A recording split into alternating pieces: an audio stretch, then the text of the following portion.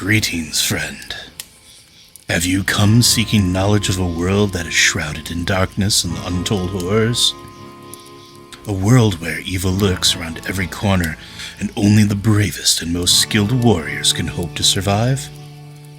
Or perhaps you seek the refuge of the fireside and to be surrounded by humanity tonight.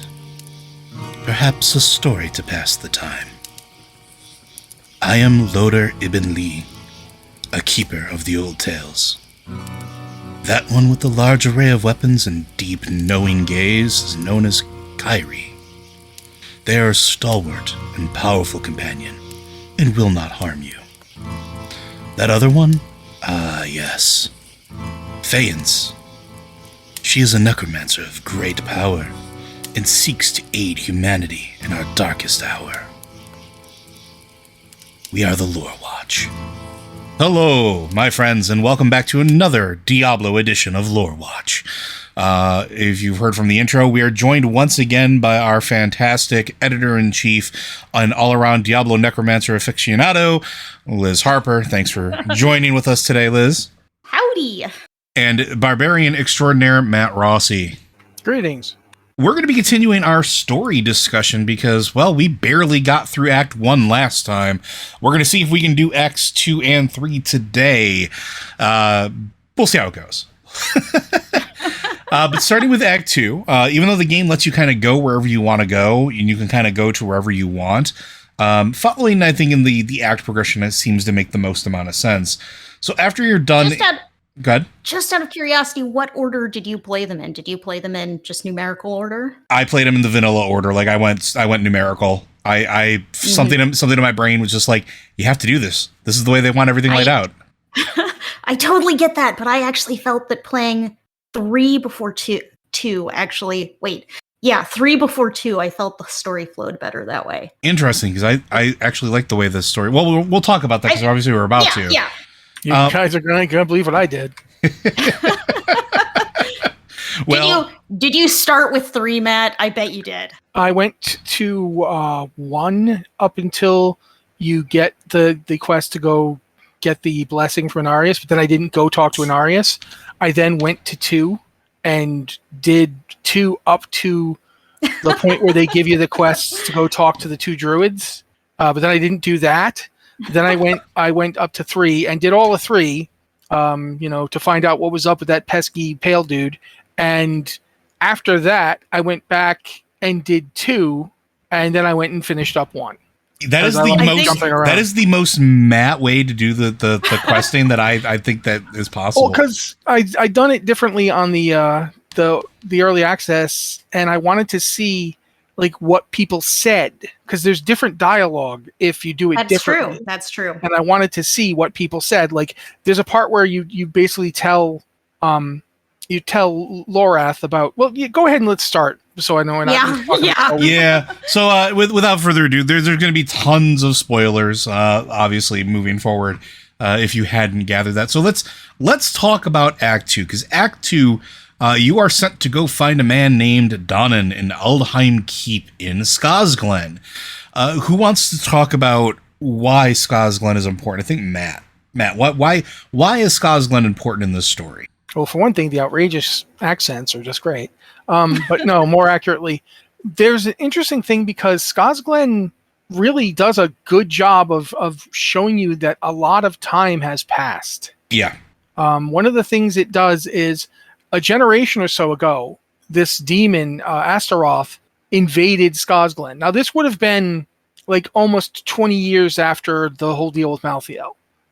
So Scosglen had been hit hard like every place else in the world, but they were kind of on their way back up. There was like a new generation. They were slowly reclaiming the area. And then this fire lunatic shows up. The people of Scosglen, at the time you go there, seem to think that their druids abandoned them, which is of course not entirely true, because at least 2 druids did stand against Astaroth. 2 druids with one of the Haradrim. Yeah, with one of the Haradrim, Donan, the Haradrim in question. And the thing is as you go through Scosglen and as you do side stuff, you see that's what happened from the druids' point of view. And it's not like they weren't. If any of them left, it was a very few. But I do think some did leave, and we'll get into that later. But a lot of them were just plain old dead. Like they were the ones he hit first, and he hit them hard. Like you see like in I can't remember the name is Toldura. Hold on. Toldura, yeah. Yeah. When you go there to claim this to reclaim the area, you see like images of what happened when Astaroth was there. And all the spirits of the people he killed are like bound to the place in eternal torment. They're like suffering, and Astaroth is like giggling, getting to watch them burn forever. And it's this like, so that happened. They finally managed to stop him, and they became the heroes of Scosglen. Donan, Afri, and I can't remember Captain Crazy Pants' name. Donan, Donan, Erida, and Nefane. Nefane, yeah. The three of them were like, there's a big statue of them in the largest settlement. There's a whole bunch of stuff going on. And when you get there, Donan is like, kind of acts like he's too important to talk to you. But it really shows you, like, the other thing that's happening is that after they defeated Astaroth, Donan made a deal with the Cathedral of Light, the guys from Act 1, and he basically joined up with the understanding that Anarius would provide his help in keeping something under wraps, which we'll talk about as we talk about the act. But you get there, Donan doesn't really want to talk to you that badly, but when you kind of say, hey, it's Lilith, he's suddenly like, oh, okay, you should come out to my house. We should talk out there. He obviously doesn't want the cathedral to hear him talking to you about this. Yeah, because there's a whole event that happens that he sort of like talks about outside of earshot, right? It's what happens at Firebreak Manor, his home. Mm-hmm. Where basically Lilith. Should I talk, or does someone else want to talk about this part? Let's Liz, you go talk a little bit about it. I mean, because Lilith has come to see Donan. We're on Lilith's trail. We were in the Fractured Peaks, and we were too late to find her, but we caught up to her, or at least closer to her, in Scosglen. And Lilith has paid a visit to Donan. And basically, she's looking for Astaroth. She says that, I mean, Donan is the big hero and he's become a big, important guy in Scosglen. But she's saying, no, you couldn't have defeated Astaroth. Where are you hiding him? Where is he? And Donan won't give up this information. And he, kind of says, no, go away. And Lilith leaves. And one thing I find is really interesting about that encounter is that Donan seems to think that he cast Lilith out. Donan seems to think he, by virtue of his words, sent Lilith away. When in reality, we find out very soon that she has chosen to leave because she realizes that these two druids were actually involved. Maybe they have some information and would be willing to talk to her. Which, if you understand storytelling, yeah, that's the direction this is going. And it should be pointed out, too, one of the things that I wanted to mention is, one of the things Scosglen does really well is show you the tension between, old and new, between, different beliefs, different systems of faith, different, for lack of a better word, religions. The Cathedral of Light does not do a great job of respecting the druids or the druidic faith. You could have just stopped at respecting anyone, because they really don't care. I mean, there's an interesting tension in Scosglen, and you see a tiny bit of that tension in the Fractured Peaks. You see that the Cathedral of Light comes down with harsh punishments on its own people. They're constantly demanding tithes. So you see a lot of kind of how hard they can be in the Fractured Peaks. And in Scosglen, you see how they interact with this other group of faction, this other religious faction. They've clearly pushed down the druids. They do not approve of druidic practices or religions. They kind of make fun of it when, there's a point where they're putting up druidic wards and they're like, druidic wards aren't going to help you. We're here to help you. So, and even in the first, you go to Eldheim Keep to see Donan, and you see they've got gibbets up in the courtyard. They've been hanging people, and you don't know for what, but they've made a really obvious display of causing people harm. I think that's really a core aspect of the Cathedral of Light, is they are not accepting and they're willing to go to extreme measures to ensure conformity. and they have like no understanding of why the people here don't like them, because a lot of people, some people in Scosglen have embraced the light of the church, and a lot of people are like, you just came in and invaded our land and took over, and now you're killing us. And that's a big point of tension you play through this story. I think it's a little bit deeper than that, though, too, right? Because think about this from the perspective of people that have heard the stories passed down from, 50 years ago, right? What caused this massive reduction in population that the world had to deal with last time? 50 years ago, that was the Black Soulstone. That was Malthael. That was an angel. Yeah, but keep in mind, there's not a lot of people. There's not a lot of signs that people on this continent know much of anything about that. Well, that happened in Westmarch. No, right? I understand that, but I'm getting to that, though, because I think some of the tension, though, with the Cathedral of Light is the Cathedral of Light purports that it is following an angel at its head. And I think that makes everybody who doesn't immediately buy into it just a little bit distrustful, because angels really haven't done a whole lot for the world at large. And those stories do travel, right? Like, I'm not saying that they maybe know everything that happened, but I think they know enough maybe to not completely trust them or to feel a little uneasy about it. I don't know. I haven't seen any signs in game, and there's nothing out of game yet that implies. The only person who seemed to know much of anything was Lorath when he told that story in the Book of Lorath. I don't know how many people he's told that to.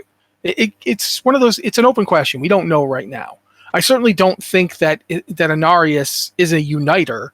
Mm-mm. Like, unless by unite you mean makes people who even think he has a point kind of hate him, like me. I actually think that Inarius is hard done by in a lot of ways. In terms of, like, this is a guy who is mostly right, but he is burnt out and messed up, and really, honestly, is like the best case of complex PTSD I've seen in a long time. But that doesn't change the fact that he, we talked about it last week. He killed his own son because his son wouldn't give him the key to hell. And his son wouldn't give him the key to hell for reasons we eventually find out. He absolutely shouldn't have had it. It wasn't for him. He's not involved. Inarius, you're not involved in this prophecy. I know you think you are. You're not. And that's kind of like Scosglen shows you what it's like when these people who come into Scosglen because one person invited them have essentially taken over.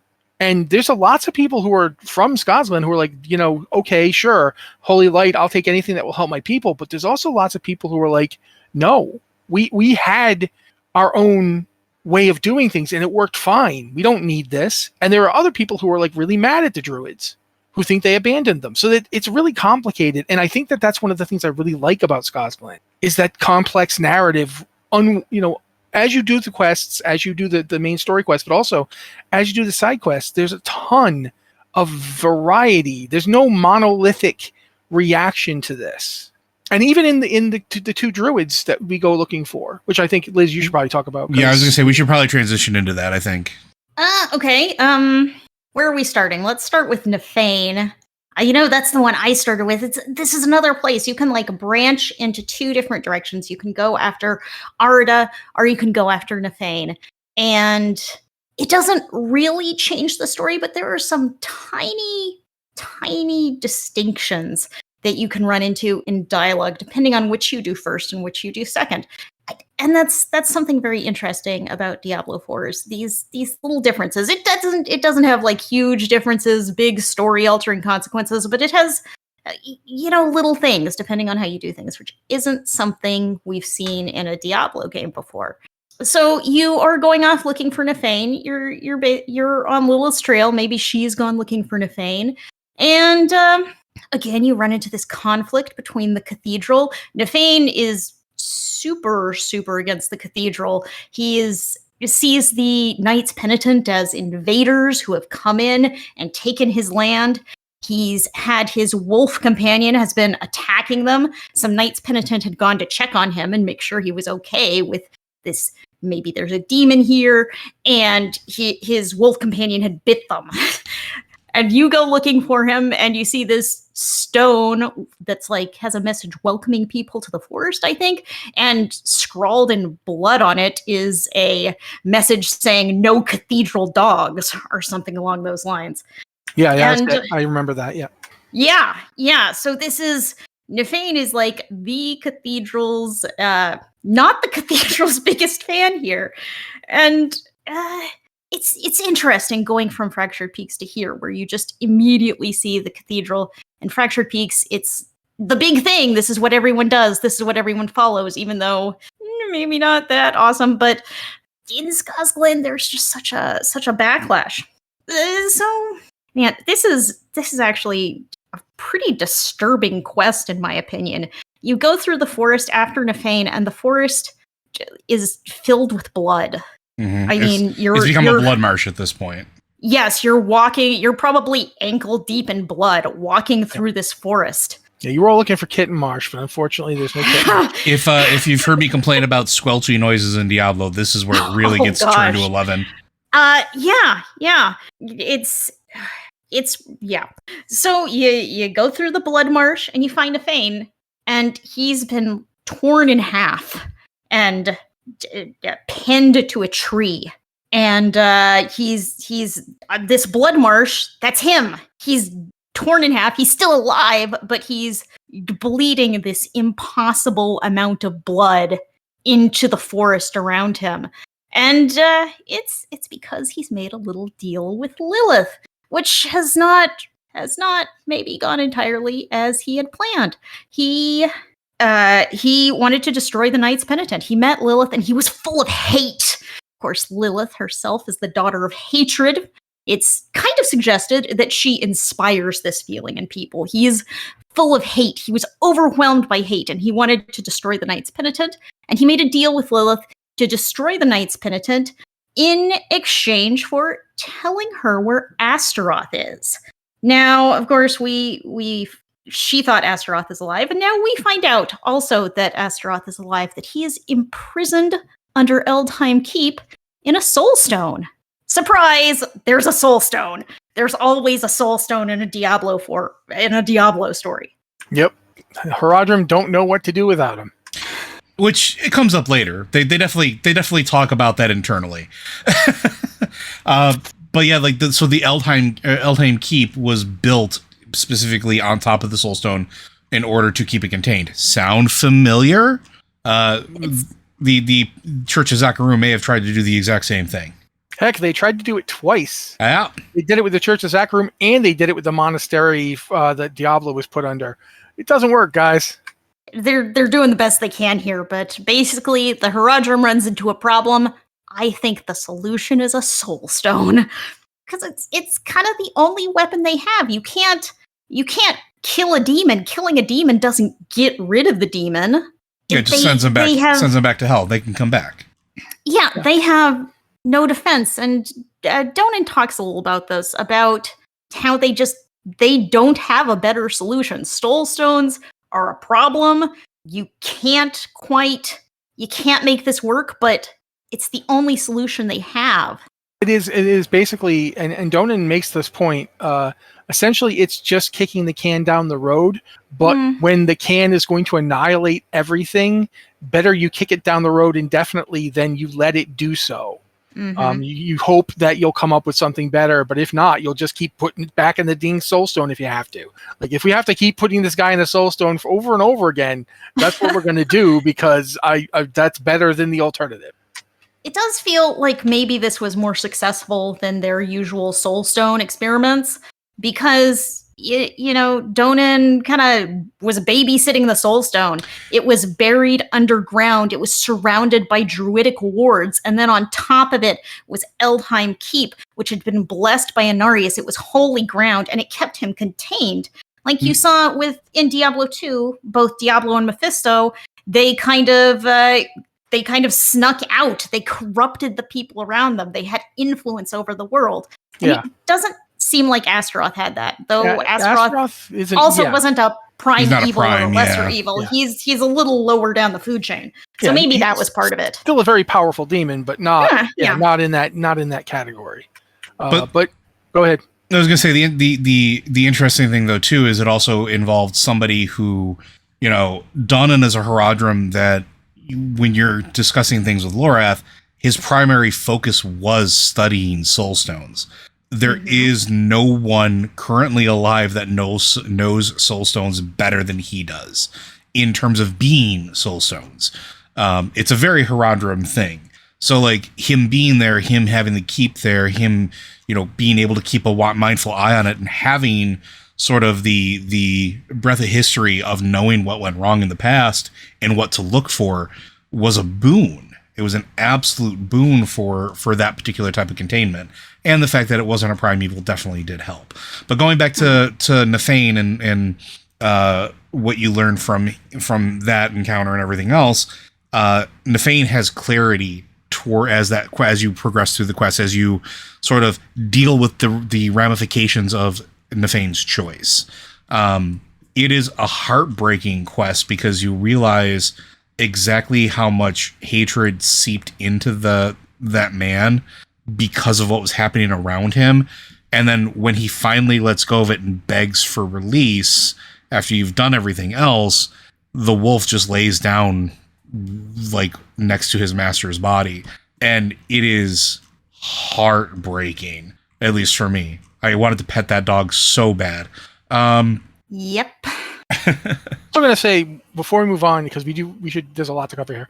I will say that one of the best little bits of storytelling in this entire game is how your character basically tells the wolf, look at me. I am clearly not with those people. Mm-hmm. Yep. Like you take a smell. You can tell. You can smell the lack of total hypocrisy on me, and it's really interesting. So it doesn't actually say that, but just as like, hey there, I'm not with the cathedral, and just says it like you're talking to like a guy like that. Obviously this wolf is important enough for me to address it as an equal, and I really liked that. I liked the way that it's such a small detail, but it goes into the overall flex of the story. I also really like how the main character is sort of written throughout the entirety of it as well. Like, regardless of your class and your individual ties, because I believe there is some small deviation based off of class. I'm not sure about that. Yeah, there is. Not much. It's not much. Not a lot, though. Yeah, it's a very small amount. Like, the class quests are all different, obviously. And they have little bits of lore. Like, the rogue one takes you around to go find various groups who have wisdom for them. The barbarian one takes you to a barbarian clan that is willing to accept outsiders, and you can prove yourself and join. I haven't done the druid one yet. The druid one is steeped exceptionally heavily in Scosglen. The druid one, you clear Turdura is kind of to get the heart of it. And not only do you clear Taldura, but you learn a little bit about what Matt was talking about, especially if you do all the side quests there, about the druids like splitting off and going different places and the ones that stayed behind and sort of the after effects and echoes of it, which we can talk about as well when we get towards the end of Act 2, because I think it is worth mentioning. But then let's talk about Erida and what happens with that one, because Erida is sort of the keeper of the spirits of the realm. And in Scosglen, the way that they talk about the ancestors and the spirits is when you get to the cairn in which they are interred, the cairn is left open for them to sort of wander around and sort of, for lack of a better term, have an afterlife. Because, again, ramifications of the soul stone being completely, or the world stone being completely gone, is that when a human dies, their soul doesn't really go anywhere anymore. And it's always been a problem in Diablo, but at least before the events of everything exploding and the world stone going away, there was a place for it to go to. We saw this being a problem in Diablo 3. It's continuing to be a problem in Diablo 4. But as you go to find Erida, you find that the spirits are angry and restless and being whipped up into a tizzy. And that there is, as you're making through, you find out that the cairns have been sealed. And you bring Donnan's son with you, Yoren. Yoren comes with you, which I also think is really interesting because during this quest line, you learn how Donnan has been teaching his son the Haradric ways, but not completely. He still has, I don't want to call it the taint of the church, but it kind of fits, right? Like, He's been training to be a Knight's Penitent. He wears Knight's, like a lighter version of the Knight's Penitent armor, but he also totally knows the druidic ways. He knows the history of this area and the customs. And the druids know him and were like at least willing to deal with him because of who his mother and who his father is, right? Because his father helped save them from Astaroth. Yeah, but his mother was also the one who helped preserve druidism. Yes. In the wake of everything that happened. So there's even I think when you meet the father and daughter atop the mountain. Yep, when you meet them on top of the mountain when you're talking about the mists. I got cut off there. That's my bad. It's during that. Yeah. But yeah, you see a bunch of that. But as you're making your way through the cairn, you find that Erida has also been influenced or made a deal in certain regards with Lilith. It had an impact, which is why the spirits were being contained and being riled up and being made to be angry. But then Erida sort of charges you to prove your worth, right? Like it's one of those moments where it's like, yes, well, I have to do what I have to do. Show me that you can do what you need to do. And I believe that was the Exhuming the Forgotten and Hallowed Lament quest lines, which were actually really well done. Mm-hmm. What did you think about making your way through the cairn and learning about the different places? The Weeping Cairn, I believe is what it's called. All the way down to the Cairn of the Elders and finding that it had been demon scarred and everything else. Did you think that... I don't think that that's what Erida had expected, but that's sort of where it kind of finished. I mean, it's Erida's motivations here.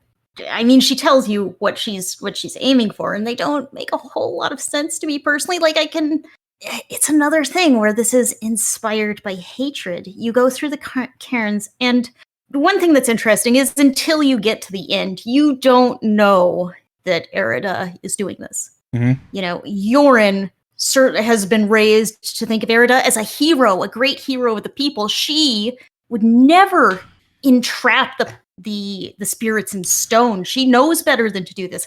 She's the keeper of these spirits. But the druids did mention earlier in the questline that they could hear her instrument on the wind and that it sounded different. There was something with that because at least when I was playing as a druid, they did mention that. The little girl tells you that, yeah. Yeah. Sorry, please continue, Liz. But as you progress through them, it's like finally Yoren's like, these runes, these are druidic runes, and they have a delicate touch. Erida did this. Erida put down these runes to raise the dead, to cause this upset. And that's when you realize, I mean, through this entire thing, you may think that you're going to find friends and allies. These are the people who defeated Astaroth. Maybe they're going to be willing to help you defeat Lilith. And that's completely not the case. Nefane completely gave in to hate and died for it, died horribly for it, and caused a great deal of pain to the people, not just to the Knights Penitent. This is real bad for everyone. And Erida has done the same. Well, Lilith has... Go on. I was going to say, Erida and Nefane together have given Lilith what she wanted, but have also, by effect doing that, doomed their people.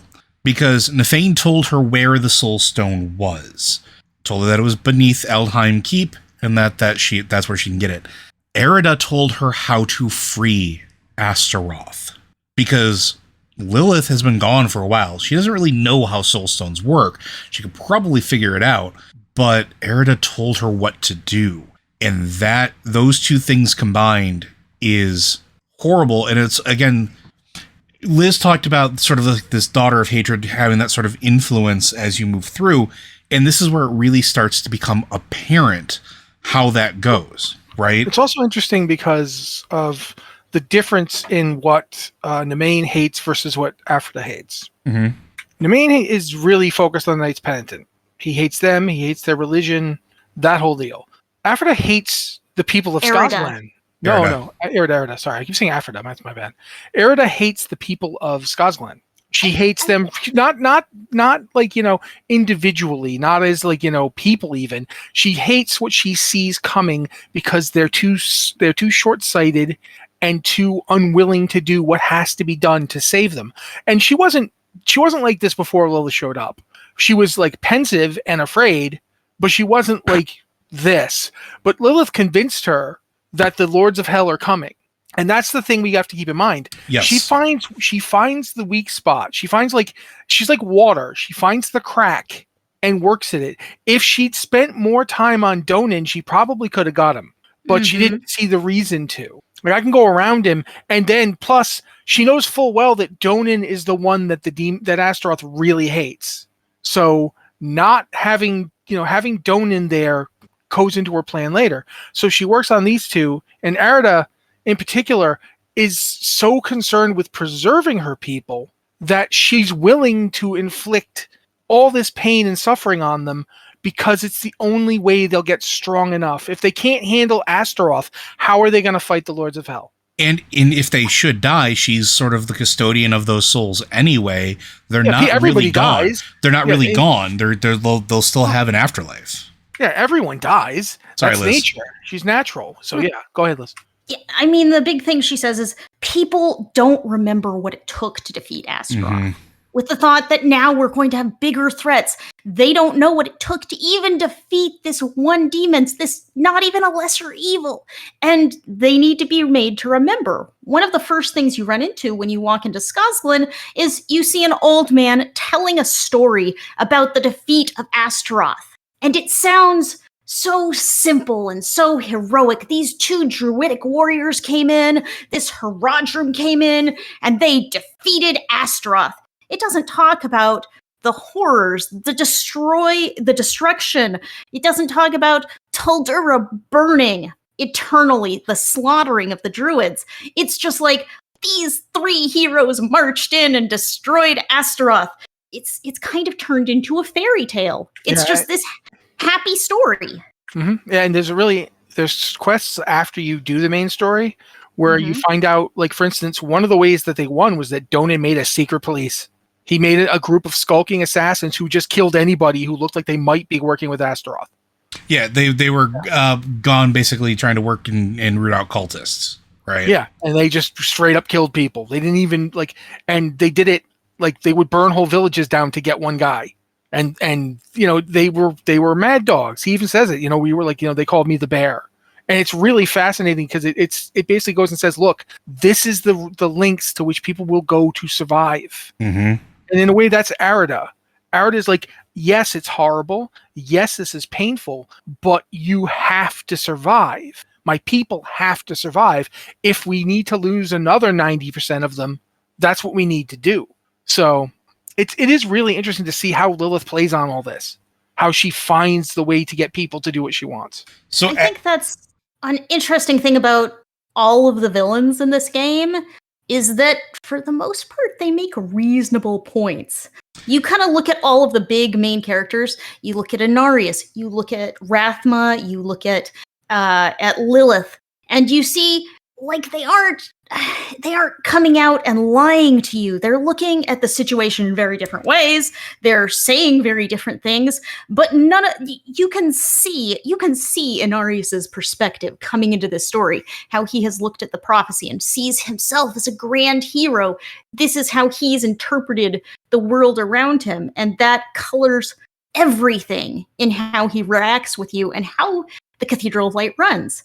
And you go here and you see Lilith going and talking to these people and bringing them around to her side. And she's not going in and lying to them. She's saying her whole message to everyone seems to be the Lords of Hell are coming and we have to be ready. You have to work with me so we can be ready. Let me help you learn and gain the power to do this. And that's not necessarily wrong. That's not a bad point because the Lords of Hell are always going to be a danger. Yeah, and it's interesting because ultimately, as with everything, the devil is in the details. You know what I mean? Nothing she's saying in her spiel is a lie, but she's absolutely not trustworthy. You can't trust Lilith. Even more so when she's telling you the truth. It's actually worse when she's telling you the truth. If she were lying, you could just say, oh, you're lying. But now you have to sit there and think about what she just said and what she's been doing. And if you're willing to go there, it is really fascinating. It is a fascinating character. And you see more that as the story moves on too, right? But I want to keep this moving along because we only have so much time. But so after you're done dealing with both of the druids and learning what information they gave to Lilith, you now make haste for Aldheim Keep, where a demon siege is essentially underway. Go ahead. Let me jump in here for just a minute. If you do either of these quests, and then instead of going straight to the next one, you go back to Eldheim, you can talk to Donan about it. You can say, oh, Donan, Nefane says Astaroth is imprisoned under the keep. What's going on? And Donan's like, hush, shh, shh. No, does anyone know? Does anyone else know? Because he's trying to keep it secret. Even his son Yorin doesn't know that Astaroth is imprisoned. Part of what keeps him contained is the secrecy around it. No one knows he's down there, but he will explain it to you that we didn't have a choice. This was a last resort, but we had to stop him. This was our only option. So I think that's really interesting. You can go and talk to him and get this whole extra conversation. The quest doesn't lead you there. Nothing in any of the quests says, hey, you should go back to Eldheim and talk to Donan. Yeah, you can just do it. But you can. If you choose to, you can go back there and there's unique dialogue. There's also unique dialogue if you do Erida's quest first, or if you do Nefane's quest first. Yes. You get one or the other, but you can't get both. Yeah, and you should, and I will encourage people, talk to the NPCs if you are interested in the story. As you progress through quests, take little breaks here and there and talk to them, because even the townsfolk that have dialogue will change potentially depending on what order you do things in. So it's an interesting thing, because it's the first time we've really had that happen in a Diablo game. But getting back to the progression of Act 2 here, you make your way back to Aldheim Keep. You find that it has been besieged by Lilith and her demon cohorts because they're going after the Soul Stone. Of course they are. Oh, one thing, since we didn't mention it, when you go to Nemain and do that quest, it turns out that she took Nemain's hatred and turned it into a monster 3-headed demon dog. It's the mount that you get in WoW. Yeah. And she's now riding it. When she attacks this keep, she brought it with her. Yep. So the Knights Penitent are like, what? We can't stop it. And you're like, yeah, I know. I'll have to do it. One thing, and maybe y'all can explain this, is it's not demons attacking the keep, it's Khazra attacking the keep. Khazra are demons. Goatmen. Khazra are they? Yes. I mean, is that the whole origin? Okay. They're the formerly human tribe who was induced by a demon lord, and I forget which one, to, I think, drink human blood, and then they were transformed into Khazra through demonic magic. They are counted as demons. They're even counted as demons if you use the elixir of demon slaying. Yep. Yeah, they are demons. One thing, there's another little environmental detail I'll point out here, is I said earlier, when you go into Eldheim Keep, the Knights Penitent have a given set up with people hanging. They've got hanging people there.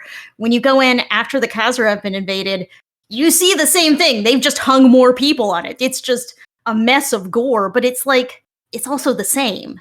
They've done the same thing that the Knights Penitent were doing, and you see this very interesting contrast, and that the demons came in, they killed these people and hung them up. And you also see the Knights Penitent were doing the same thing when they came in. They saw people who were different, people who weren't doing things they wanted them to do, strung them up. Yep. So it's absolutely true. It is absolutely true. But as you battle your way through and you make your way through the keep, you find your way back into the Great Hall, where you find Donan, and you find him tending to the fallen. He is crestfallen. He is tired. He understands the implications of what was happening. Basically, you are trying to get him to help you and form a plan when he realizes that everything else has gone wrong and that, well, his son's missing. He sent him away, but you convince him to take you to the Soul Stone and to go after it, and you start making your way through the where the tomb is, because it's buried deep in the ground, and it is a tomb. That's what it is. You find that his son's protectors have been murdered. His son is gone. And when you get down to the actual place where the Soul Stone is gone as well. And then if you've played any Diablo game, you kind of understand where this is going, but it hasn't quite made it through Donan's head yet. That's where you follow Donan through. You go through and you go to where it is Saragar, I think is the name of the area, where you get to see Lilith that's where she's riding, or not riding, that's where she has like her imperious moment, and says, by the way, got a present for you, Donnan. And then you see the soul stone jammed into a head, where as the cutscenes played out, you realize that she's done this to Yoren.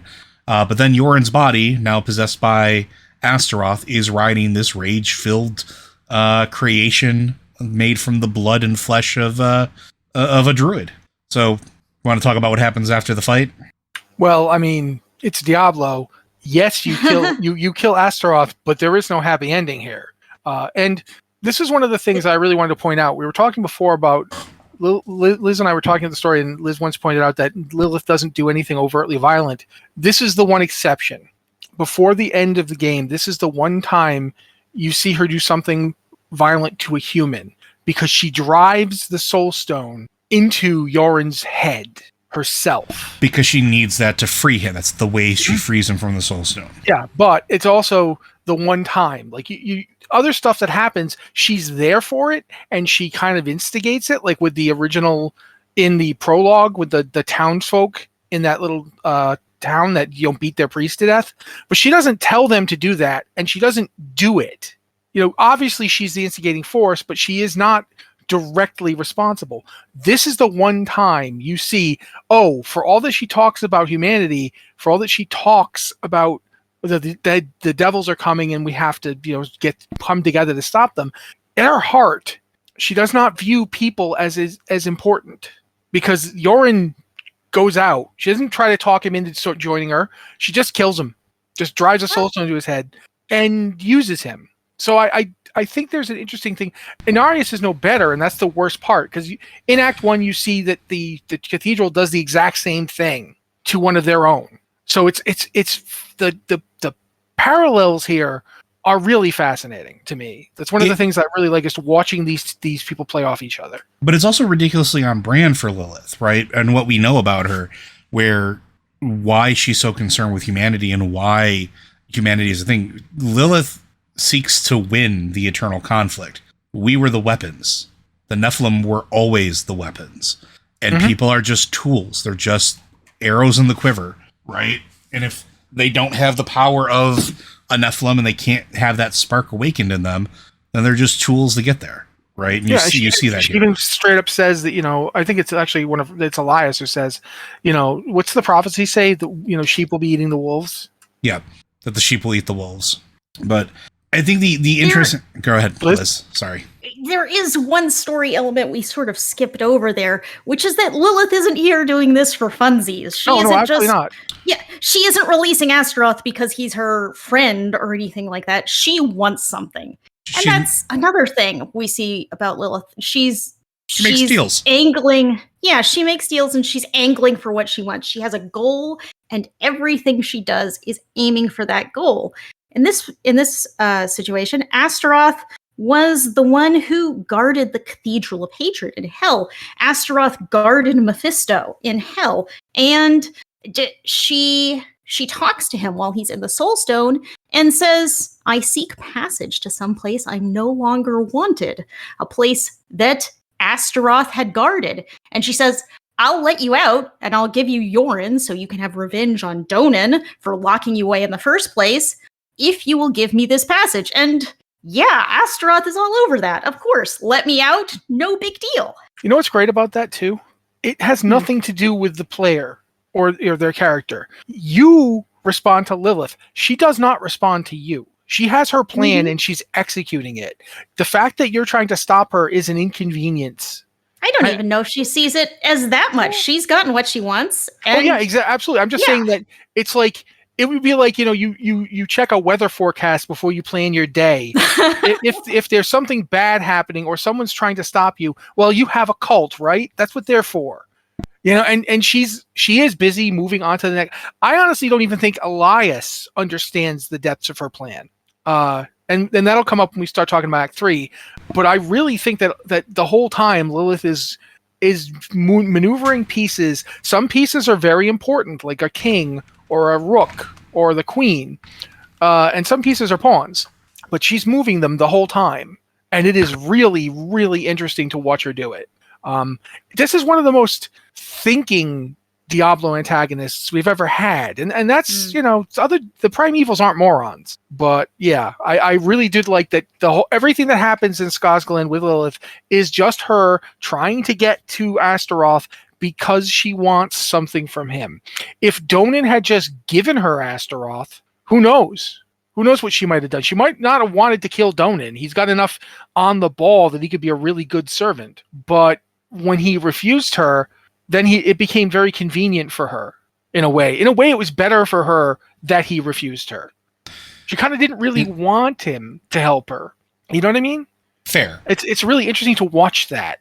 But now we have our moment where we're getting to the end of Act 2 where the tragedy continues to hit. So not only did Astaroth have this fire rage dog mount thing that he was burning the people of Saragar with, which is absolutely what you see happen when you play through.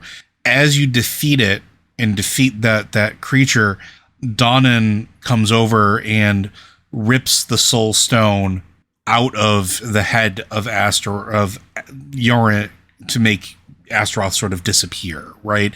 Astaroth has been defeated. Astaroth winds up going back to hell. He's no longer in the soul stone at this point, and you have no other choice but to walk away and leave Donan to grieve for his son. You're being serious right now, and unfortunately, I keep thinking of the dark joke I told when my wife and I were watching me do this, where I'm like, Donan, quickly, put it in your head. That's what you do with soul stones, right? You jam them in your head. That's what Talrasha did. That's what Aiden did, obviously, jam it in your head. Clearly. Yeah. He doesn't do that. But he has to come to grips with a lot of stuff, because as you're doing the lead up with him, you're getting my son is prepared for this. My son is strong. He can fight the influence of Astaroth. I know he can do this. I've trained him. I've trained him well. And this is the realization that none of that is true, that was all desperate hope, and that his son is now, his body, where his son resided, his soul resided, is a husk, right? It's his son's no more, and you have to walk away. And it's one of those things where, like, Act 2 starts with a quest called The Knife Twists Again. This is absolutely that knife twist moment, at least as far as I'm concerned. And a fairly powerful one at that, as far as if I had to guess. The thing that makes the Diablo story so heart-wrenching is that there are these moments where it feels extremely real, extremely relatable. Everyone has lost someone in their lives at some point, and you see Donan looking for Yorin, desperate to find his son alive. His wife has died. Yorin is all he has. He's so protective of him because Yorin is everything. And as you chase after Astaroth, after Lilith, at the end, he's just desperately, yes, Yorin, I know this sounds bad, but Yorin is strong.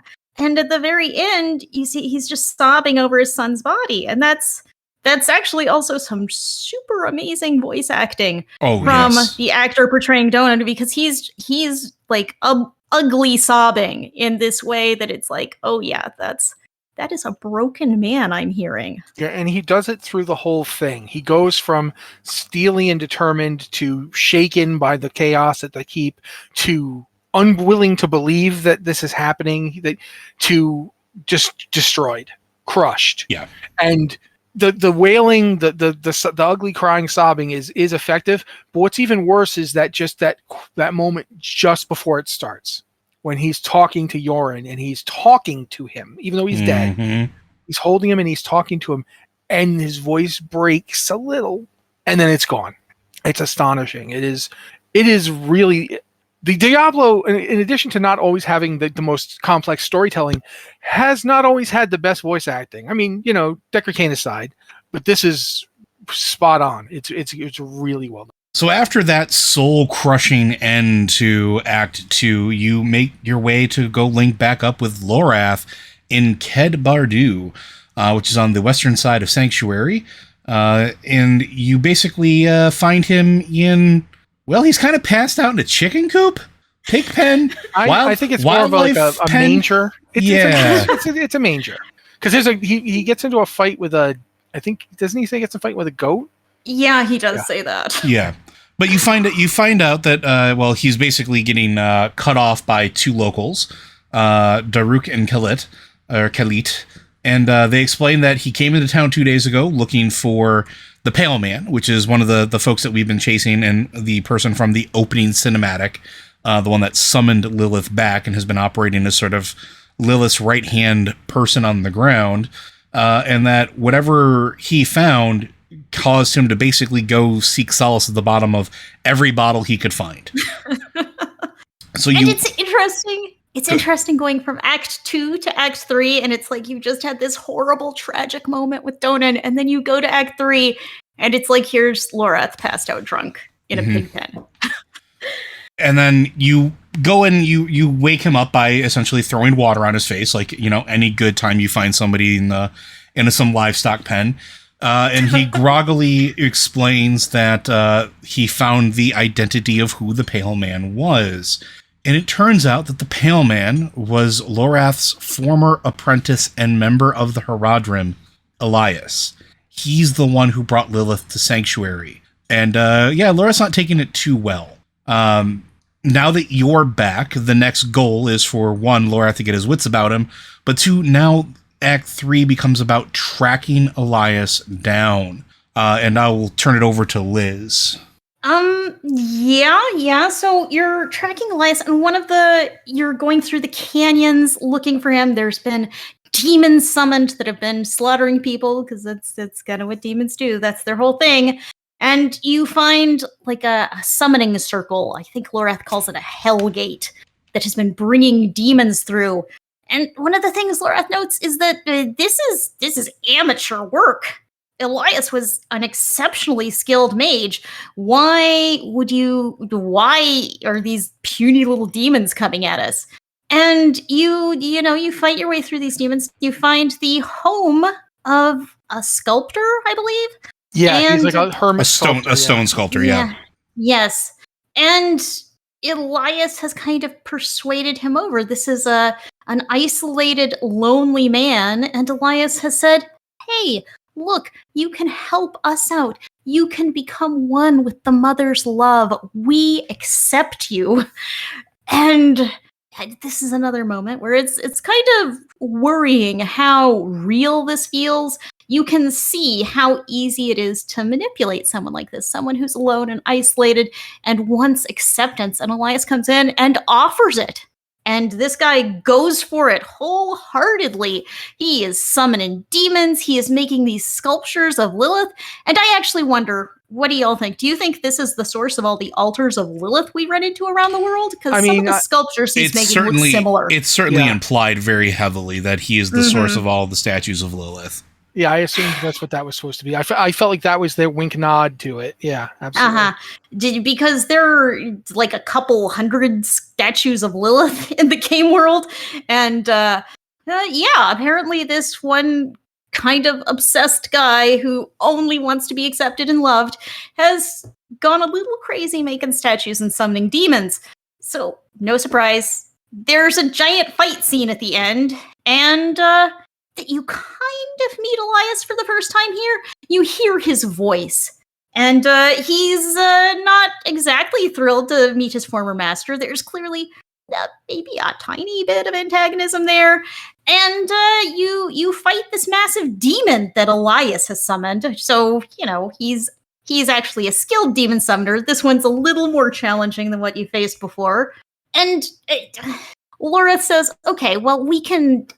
You don't have any leads. And Laura says, well, but this demon, it feeds on people. You would have to feed it. So we can cut it open and find out where it's been. Diablo is so, it's always gory, but sometimes it goes over the top. Sometimes it's like these really horrifying moments where you cut into a demon's stomach and you're pulling out like arms and feet. And it's like, where did this come from? Yeah, the best part is the CSI. Like, there's those two guys that cut Lorath off earlier. He's now got this demon body strung up in. It's this giant demon. He's got strung up in what looks to be like their shack, and they're like, what are you doing? And he's like, this, and cuts it open. He starts pulling body parts out and goes, throws the foot over his shoulder, and they're like, "You have to show some respect. Those are people's bodies." He goes, "Dead is dead. The living are more important," which is a really Lorath moment. Mm-hmm. Mhm. Yeah, and then he pulls out a hand and it's like, soft hand, nice ring. Definitely a rich person. It's the dead deserve nothing while the living are in danger. Yeah, Which is a fair point, though he's also cut open a giant demon and is throwing body parts around, so... And you discover that now you have an idea of where you need to go for this, because to quote Lorath, these are soft hands. These are not laborers' hands. These are not folks that are used to hard work. They're not the callous hands of the working people. So this must be nobles or lesser nobles or something along that area. So you start to get an idea of where you can head out and start trying to track down where Elias is sort of holed up. And do you want to talk a little bit about that, Matt? Well, after you do the whole deal with the sculptor and Lorath's carving up of bodies, when he grabs the demon, he's like, "Hey, I also sent a letter off to this monastery nearby. They are the, I think is it the Obed? The Orbe Monastery. Yeah, the Orbe Monastery. It's kind of like... Go ahead. This is actually one of the most... For me, I feel this is one of the most terrifying side quests in the game. This isn't even really a side quest. This is a straight up... This is it's just a little... It's like it's a little branch off of the main quest, because it doesn't have a big impact, but it is creepy as heck. So you go out to the Orbe Monastery, and when you get there, the first thing you find is like the place is absolutely deserted, except like there's a body, and the body's got a letter on it, and the letter is like, Lorath, I wasn't expecting you to write to me. Your charming apprentice is here. Does this mean you're not going to come join us? He tells me there's news of great portent that I must be informed of. I will inform if you are coming, I will inform people to let you in and bring you straight to us. And you're like, okay, that ain't good. The fact that I don't see anybody around here ain't good. And from there, you go in and you see what you kind of relive what happens in like the remains of who's around, and you get through a whole bunch of demons and monsters and also things, and a whole bunch of ghosts. There's a lot of ghosts of people who died here who are like furious because this isn't supposed to happen. This museum is a bastion of knowledge, and it's kept safe on purpose. You finally get down to like you're on your way to speak to the head abbot, and you meet a guy who's just broken on the floor, and he's repeating this mantra over and over again. I can't remember it exactly, but it's something along the lines of, I keep the truth throughout the light, and then I keep it in darkness, or something along those lines. And I know someone's looking it up, but you go. He cracks. You get past him. You have to find the mantra on 3 statues to get into the final chamber. You pull that off. You head in there. And you're trying to get the abbot to leave with you, but he's like, no, Elias burned everything. He came in here and he stole one thing, and then he burned everything. And you're like, what did he take? And he says, a ritual to summon a lesser evil. And you're like, oh, that ain't good. That's not what I wanted to hear this morning. Then, of course, the ghosts of all the people who died in there show up really mad, and they grab the abbot and fuse him into a huge eidolon of death, and you have to fight that thing. And that's pretty horrible. So you get through all that, and then you go and you like tell Laura, so yeah, that monastery, kind of dead. Kind of your boy showed up there, killed everybody, stole all the research, and burned everything. So yeah. But hey, upside, I figured out what it is. They're summoning a lesser evil. Godless. The thing I find really horrifying about this is, what Matt said is correct. You're going through this horde of ghosts who are kind of giving you the story piece by piece, but you get to this place where, like, as you're going through the monastery, you're hearing screams in the distance, murder in the sacristy. You're just hearing shrieks of people being hurt, being killed, and you're going through these empty hallways that are full of corpses, and you finally run into a locked door. And on the other side, there are people who are like, lock the doors, keep him out.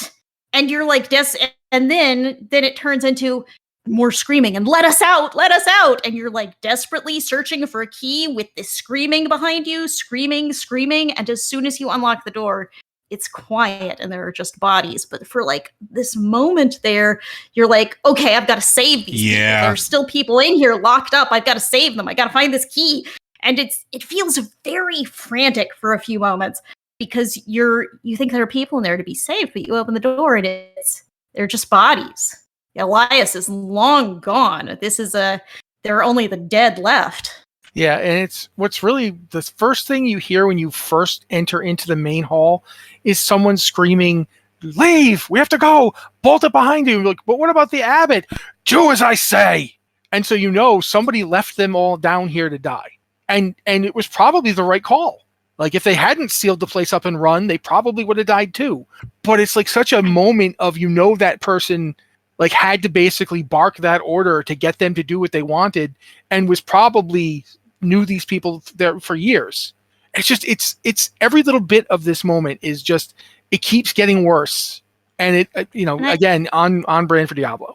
And I mean they died anyway. It's like they locked themselves into this room. They tried to lock Elias out, but they were banging on the doors to let us out. Everyone's dead anyway. Yep. And also Elias could learn how to summon a lesser demon, a lesser evil, which he did. And burning the place down after him, so no one would know what he'd done, except he, really should have killed the abbot. So to be fair, he didn't. Piece of information. Elias didn't burn it down. The abbot set the fire. The abbot set the fire because the knowledge he felt was. He says it as he's rocking back and forth, like the knowledge shouldn't exist. I can't keep it safe. So because of that, like he's feeling guilt over what he had done, knowing what Elias had taken, he started burning the library. He started burning everything down, which I thought was an interesting little tidbit. This is a Zakarum monastery. We see a little bit of the Zakarum, but you don't feel their presence as much as like the Cathedral of Light. They aren't. You see them falling apart here, and this monastery was a place of forbidden knowledge, basically, that they kept so that everyone else would know about the darkness out there and be able to protect against it. But it was a library full of bad stuff. Yep. It was, you see even more in Act 4 and 5, really. I think more Act 5 than 4.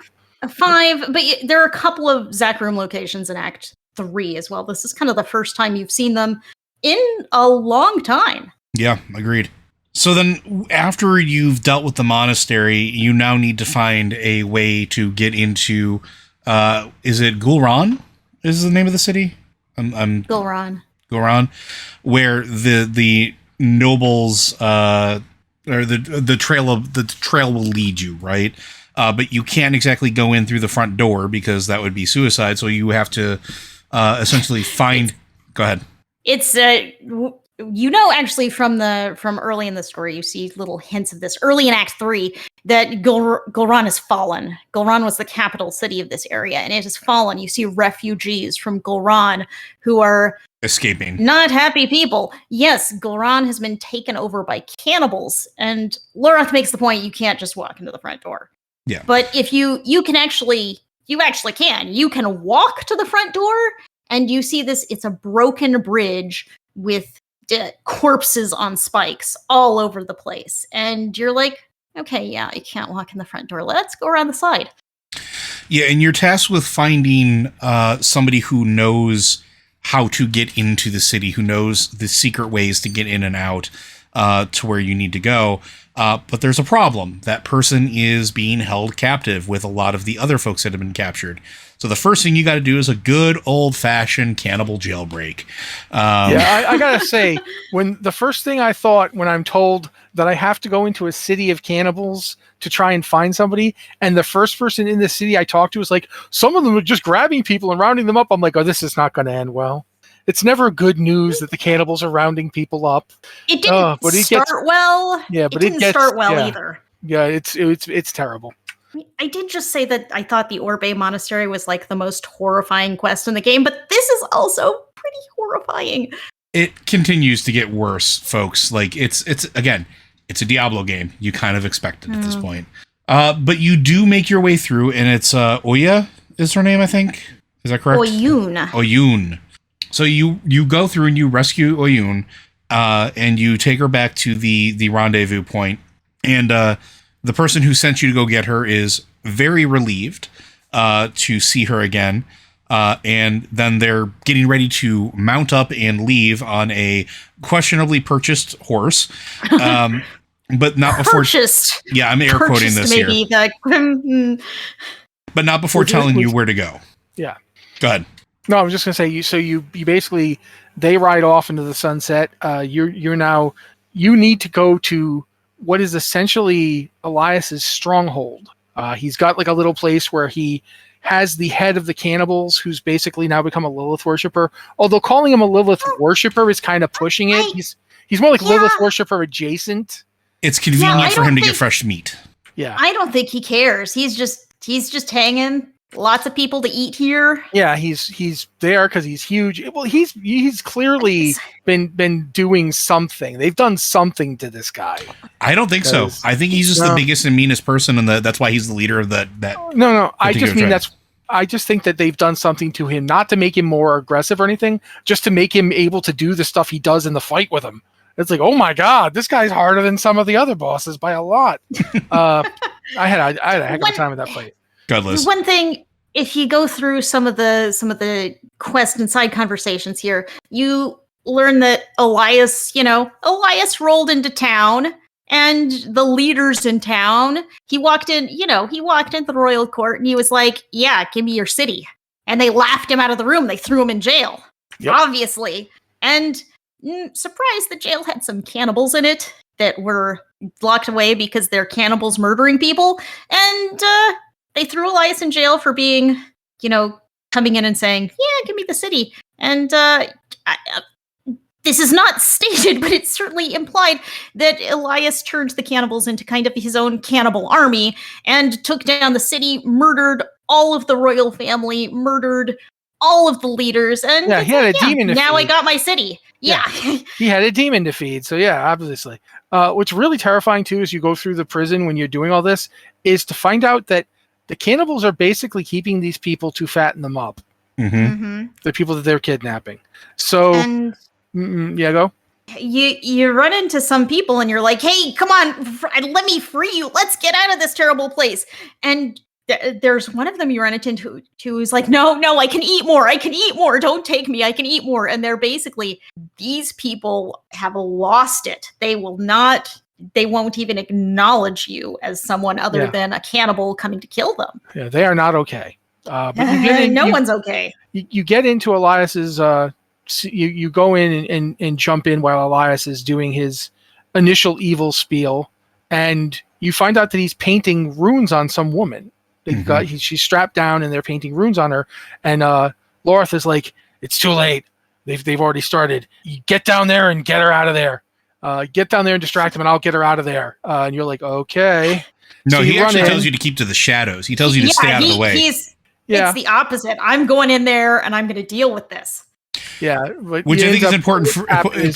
It's an important distinction for the character. I just want to point at this point because Lorath is like, this is the first time you see him like volunteer for heroic action, really. So sorry, please continue. Basically what ends up happening is he grabs her and it looks like he kills Elias or something. It's like, what the heck just happened? That's later. Sorry.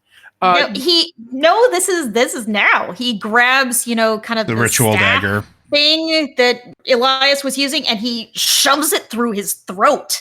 Yeah. This is not something that Elias should have been able to walk away from, but Lorath looks away, and then Elias is gone. There's just like a puddle of blood where he was. Yep. So he then starts getting her out, but that's when the greasy king of the cannibals comes back, and you're like, okay, Lorath, like, I'm going to take her. I'm going to go. Get out when you can.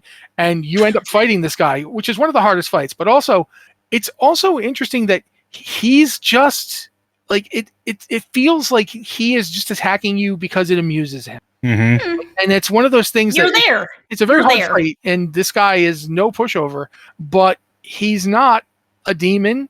He's not nothing Elias did made this guy the way he is mentally. Like he was already terrible. Super terrible. He was already the leader of a cannibal gang in prison when Elias showed up, all Elias did was say, "Hey, would you like to point that somewhere effective for me?" And the guy was like, "Will I get to eat more people?" "Sure will." "Okay then." So you kill that guy, good riddance. No one's minding that. And you run back out to find that the woman in question, she shows up so much more in the game too, and I can't remember her name. Tiasa. Tiasa can hear the voice of the lesser evil because the ritual has been started. She's got all those tattooed runes on her. They literally tattooed them into her flesh. In blood, by the way. Yeah, in blood, in her own blood, because they were like just using a hammer and a looks like an ice pick to just tap those things into her. I looked like it was also using the blood that was ambient in the air from the sacrifice. Oh yeah, the acolytes. Yes, absolutely, they were. Yeah, the acolytes were going and slashing their own throats to give them blood. Yeah, to use in the ritual. Again, blood and blood's use is a big thing in this. Blood is the key. Blood is always the key. But when you get to that point, that's when you find out that the lesser evil they're summoning is Andariel. Mm-hmm. And the reason that that's important is because Andariel feeds on suffering. And the best part is why they're summoning her. They're not summoning her because they like Andariel or they want to be friends. They want to capture Andariel and use her as a battery. They want to essentially turn Andariel into their own siege engine to use against the other demons. To use against the primevals. Andariel is the maiden of anguish, and there's a lot of anguish in Gul'ran for her to feed on. Mm-hmm. She'll be like supercharged, and they can use her against the primes. That's where they're going with this. That's what Elias's plan is. And it's like, on the one hand, it's horrific and he's a monster, but on the other hand, it might actually work. The 4 lesser evils actually managed to defeat the 3 primes once. Granted, there's some debate as to whether or not the primes threw that fight, but the one force that this is a step up from any force that you could reasonably expect humans to have, barring the Nephilim. And we don't know what happened to the last big Nephilim. Like, we don't know. Actually, we kind of do, but that's later. So yeah, there's a ton of stuff here. The Elias's plan, and this is not Lilith's plan. This is Elias's plan. He is now on his own doing this. Whether or not Lilith is, I'm sure Lilith knows about this and is perfectly fine with it. Back in the very beginning, in that first cinematic, she specifically sends him to the dry stubs to do his work. Yeah. So I think this was part of the plan from both of them. Yeah, I just think that this is his contribution to it. Like, this is the thing he came up with. I can do this, and she's like, yes, that sounds like a good idea. Just because he's had this kind of idea going on this whole time. So it is really messed up. We do have a pretty significant story point that we've just walked past here. Which we should probably go back to, yeah. Which is the Bloodied Wolf that we met in Act 1. I'm not sure if we really talked about the Bloody Wolf in when we talked about Act 1. Do we actually find out? When do we find out about that? This is it. Act 3, you find out about it before. Yeah. So Liz, why don't you go ahead? So in Act 1, we meet a Bloodied Wolf. We have it goes back a little further. In the opening of the prologue, you see him. Yes, you see a around. flash of this black wolf with half a face. It's half a skull and half a face, and it's pretty terrifying. It's a pretty terrifying moment. But you meet him again a while later in the Act 1 main quest, where he helps you through this Herodric illusion that's been created to hide the Herodric vault that you're trying to get to. And he comes up, very reasonable guy, this wolf. He's also someone who makes some very compelling points. He helps you through and he says, don't trust the Herodrum. These guys, everything ends in death. He walks you through a vision of Tristram, which looks kind of maybe Diablo 2 era. Because it had that cage that we saw Cain in at the beginning, early in Diablo 2, if I'm remembering rightly. And he's like, their plans always end in fire and death. You should not trust those guys. But then he gives you a portal that leads you out of the illusion and leads you to Nyrel. He says, I'm here to help you. You want to defeat Lilith. I want to defeat Lilith. Let's pal together and work on this. And he doesn't ask you for anything. That's one of the interesting things. He never asks for anything. He never tells you specifically you have to do this.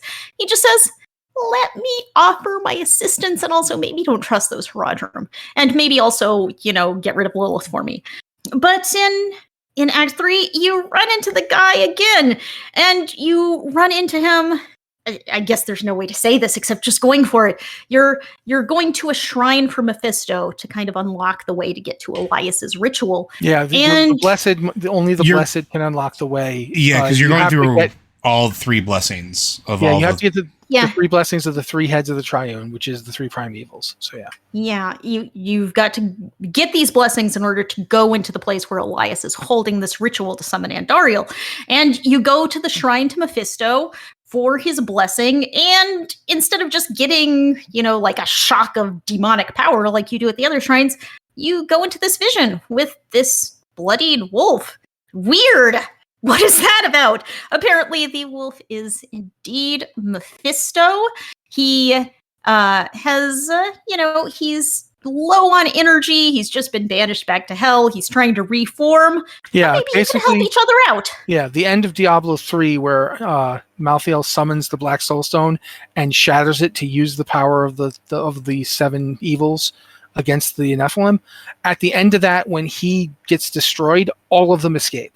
And so that means at that time, Mephisto's essence and all of their essences went back to their various keeps and, demesnes, and they've been regenerating ever since. Mm-hmm. So he's not in shape to fight Lilith, is the point. Although it seems like he might be the furthest along at this point. Or at least the one with the most cause to show that he's active, at least somewhat. Yeah, maybe that cause thing more than the furthest along. But again, he reveals his identity, but he doesn't ask for anything. He doesn't demand anything. He's just like, let me help you. Let me give you my blessing, and then you can go on and deal with this. Let me just help you out. I just want to defeat Lilith. You want to defeat Lilith. We can work together on this. Let me just offer you a little bit of assistance. He even, it's interesting because it's very much the way we've seen Lilith operate too. He even says, look, I'm not saying that we won't be enemies, but we're not enemies right now. So why don't we work together now, and then later on we can, we'll let things happen when they happen. Well, technically that speech comes in Act 5. Way later. Yeah, but it's his motivation the whole time. 6. Yeah. Yeah. Okay. Yeah. Act 6. It's. This is what I was talking about earlier, that all of the villains here, they don't lie to you. They may be manipulating you by telling you half-truths or coming at things from a certain angle, but Mephisto isn't lying to you. He's not demanding anything. He's just presenting a particular situation, and actually, he's right. You kind of need his help in some of these situations. Yep. So basically in this one, too, when you find out what Mephisto's up to, the whole deal there, it actually keys into what happens next. After you save, again, I can't remember her name, sorry. Tiasa. After you save Tiasa, and, you take her to an old Zakharum church because it's holy ground, which means that Andariel isn't quite as noisy in her head. You get the idea, okay, we have to go figure out, we got to go, stomp Elias or figure out what he's doing or something. We got to go after Elias. This leads to a hilarious, I don't want to say confrontation, but team up with someone named Mephi. Mephi, is that his name? Mashif. Yeah, Mashif. Mashif, who is he apparently knew Deckard Cain. I don't remember this character. You're back. You've come for an adventure. That's actually a really good Mashif you've got there. Mashif is in Diablo 2. Yes, he is. So he takes us across the sea in Diablo 2. He's the ship captain. He is the ship captain. Back, and he mistakes Lorath for Deckard Cain, and that's he thinks Lorath is Deckard Cain for the entire portion of this adventure. Yeah, he does, and he's quite hilarious about it, quite frankly. Because Lorath has never met Deckard Cain. He only knows of him by reputation from what Tyrael told him. So he's kind of like, what would old Deckard think of us? What would he think of what we've done? What would he think of how we failed to save the world? And it's just this really weird moment, where you get to see a side of Lorath you wouldn't normally get to see, whilst also going across this horrible, completely inhospitable death desert to get to where Elias is holed up. I believe it's like a former palace. Well, the interesting it is a palace, actually. The interesting thing though about Mashif, and I just kind of want to point this out, which I think is an interesting callback to Diablo 2, is you essentially find him in what is an opium den. Which yeah, you do. Which is what happens in Diablo 2 where the Wanderer cinematic happens? Where do you find the original like breakout where why can't I remember his name now? Matt, help me out here. Marius. Thank you, Marius. Yeah, thank There's you. no way I was going to be able to. I'm having a terrible time on names today. Where you find Marius in a very similar state. And it makes you really wonder what happened with Mashif between then and now, because not only is he an old man that has survived a very long time, especially in this world, that's something. But he's from like Karast and Lutgalain, and like he's been around all of this stuff. Yeah, think about like if he's from Karast. Karast is basically nothing now. It's gone. It is non-existent. Yeah. So in his lifetime, he's watched the kingdom that was the most powerful, the kingdom of his birth. It would be like, it's honestly kind of like being an American who lived to be really old in the Fallout universe. Because America's gone. There's nothing that you remember. The Zakarum, which was once the most powerful religion in the world, is now like a bunch of people who like the only things they get to keep are the stuff that the Cathedral of Light doesn't really care about. And when the cathedrals show up later, they just take the rest.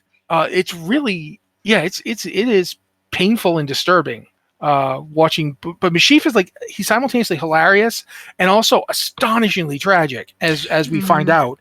But they get to Elias's little palace, and Deckard, I'm calling him Deckard. Lorath is like, look, you gotta hide somewhere. They'll stab you as soon as looking at you around here. He goes, Deckard, we know that kind of thing. And he's like, yeah, just please go hide. You've gotten fearful in your old age, is what he tells them. Yeah, he does. Yeah. And so you go into the palace, and you like at first you basically just walk in. It's actually pretty funny. You show up, and they assume that if you got there, that means you're one of them. Yeah, because you got to understand, like mechanically speaking, the inhospitable desert is an inhospitable desert. It is killing you as you're walking through it. You are taking damage. So in order to get there, you must be blessed in some way, because everybody knows that the sandstorm's going out there. They know that it's keeping everybody else away. That's the entire intent of it. So for you to show up relatively unharmed. By the way, can we all take a moment to appreciate that the camel was given a class of healer? Yeah. And it had a whole bunch of healing potions on it. I love that camel. Yeah. Not Neela. Neela is the best camel. You need that camel as you cross the desert, because it's doing nonstop damage to you, and also there are like sand tornadoes, and it's a bad place. Very bad. It's not a pleasant desert. I don't want to gloss too much on the palace, but again, like you go in, you wander through. Everyone thinks you're there on a pass. Like you're part of. You must have recently joined the cult, and so you're allowed to walk freely through it. Yeah, and there's a lot of horrible stuff going on. These people are terrible. But also you kind of get the sense that to them, like a lot of them have bought into what Elias is selling, because Elias is selling Lilith, and Lilith feels like a solution. Like you look at the world state that they've been going through for the past however many years now. Some of these people, like they're in their 20s and 30s. They have lived and grown up in a world where everybody died a generation before they were born. They've lived in this hellscape. And now someone shows up and says, no, I'm not going to save you. I'm going to empower you. I'm going to give you the tools that you will need to save yourselves. I am not a savior. And they buy it, because why wouldn't you? Like, go ahead. This is a good point, that humans need to gain this power so they can fight the Lords of Hell. And we keep seeing this. Everyone here they're turning into an army. They've learned to summon demons. You can see them summoning demons and controlling the demons. They're practice fighting. And I mean, the people you meet out in the courtyard don't seem like terrible people. They're just people. They're just people who are like, yeah, the mother's going to help us out. We're going to beat those demons. We're going to beat off the Lords of Hell because of the mother's help. All of that. Yeah. And it's an interesting, again, we talked about this before. Diablo 4 really is a story about how people deal with essentially a world that is nothing but trauma, because like that's what Sanctuary is at this point. And these people have been given a choice to fend for themselves, which I think is important, because nobody wants to feel helpless. I think that's a really good underlying point of this. It's even part of the sermon that you hear when you with the initial cinematic with the priest and everything else. It's about basically coming together and rising up. Didn't quite work out the way that he wanted, but even here it's the same thing. It's we're tired of relying on outside powers. If we can do it ourselves, that's all we ever wanted. We don't want to be afraid anymore. We want to make the things that we're afraid of us instead. And that's what Lilith and Elias are selling. Elias wants humanity to sort of march into battle at the side of the mother, and the mother is giving that promise of power and sort of purpose almost for these people that have been left to survive in a world that is, let's be honest, Sanctuary is not terribly that much better than Hell some places. But as you move through the normal, the noble areas, and you can see the effects of the corruption, you can see the demonic sort of tendrils that have been sort of part and parcel with anything that her power has touched at this point. Liz made a point a while back that I want to bring up here, because here's where it really comes in. You see them summoning demons, and you see that they're not summoning demons the way that we've always seen demons being summoned. They're not summoning gigantic burning portals. They're like summoning blood fountains that the demons step out of. Mm-hmm. And that's a telling. I think it's really interesting that Lilith's power is coming from a different place. It's almost like she isn't actually providing any of her own power for this. She's not. And that's the thing you find out, right? Yeah. And that's the thing that you start seeing signs of here. She literally, when she says, "I'm here to empower you," she's basically is teaching people how to use the power that they have. You see that with Nerel's mother. I was just going to say, yeah. It's really, it's a subtle point, but it's really well done. It's part of this whole thing. And the interesting thing is, while humans are distilled from Nephilim, which are distilled from the union of angels and demons, humans are sort of like, the way that Diablo is presenting it at this point is that humans and the blood therein is almost like the oil for a lantern. It has power in it. It has the capability for great things, whether it's illumination or summoning demons, but it lacks a divine spark. It needs that spark to ignite. And that's what Lilith is doing as she's moving forward. But that's also like what you have when you go and get those blessings. And it's an interesting point that the blood is the key, but the blood itself is nothing without that spark. And I find that very, very fascinating here. There's one thing that I wonder about is, you never see like the demons making blood sacrifices. You never see Lilith like cut her palm to give blood for a ritual. It's only the humans that do that. Like when she needs to do a blood ritual to get to Rathma, she doesn't do it. She drags a priest along with them and uses his blood and makes Vinard perform the ritual. She doesn't do that. She's getting a human to do that. Mm-hmm. So is this literally not something demons can do? It is. Well, that's interesting too, because doesn't Inarius essentially do the exact same thing? He does. There's that confessor in Kyovashad who sacrifices her blood and prays to Inarius to sanctify it, to drive out the darkness and but it's the blood that's actually doing the banishing. Yeah, it's blood is the key. We continue to see the power of blood, and it's not the power of Inarius. It's not the power of Lilith. It's the power of the blood of humans that is making this happen. Because you see Sister Octavia, that's the person in Kyovashad you're talking about, trying to exorcise demons, and she cuts her palm over a blessed chalice and says, "Father Inarius, purify my wicked blood and but hold on a second. This demon." I want to point that out. Like you said, a blessed chalice, a chalice that contains what? A spark of divine. Yeah, but one of the things is they bless it by going to kill a lot of bandits and then sticking a flaming brand in it. So even and that's the thing, we keep talking about the spark of the divine. I keep thinking about that. You realize that by the end of this game, you're probably a Nephilim. Yeah. I mean, we've still got more of Act 3 to talk about, so we should move through and get to it. I do want to make. Oh, actually, I should at this point. I should never mind. Carry on. All right, so as you move your way through, because we are going to talk about the revelations, because I think that's more Act 5/prologue that we need to get to. You wind up becoming or getting to find face to face with Elias. That's ultimately what happens. But there are a couple things that happen. One, in the moment, he's unbothered by you. He doesn't care. There is no quote unquote final reckoning that you have to really worry or that he feels worried about. And when you go to encounter him, the bar doesn't turn into a boss bar, which is pretty telling. So you basically kill him, make short work of him, and I'm air quoting kill here. And then you get to interact with blood petals on the floor that will then take you through what actually is happening with Lilith and Elias and how their relationship is sort of going, or what it is, the actual depth of it.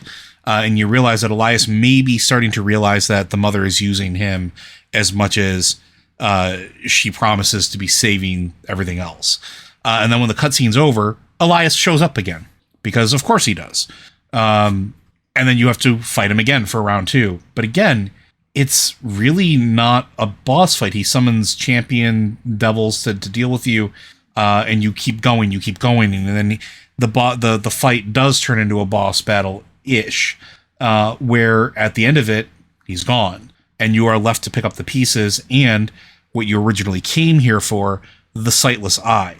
A relic of immense power that allows you to sort of scry on things.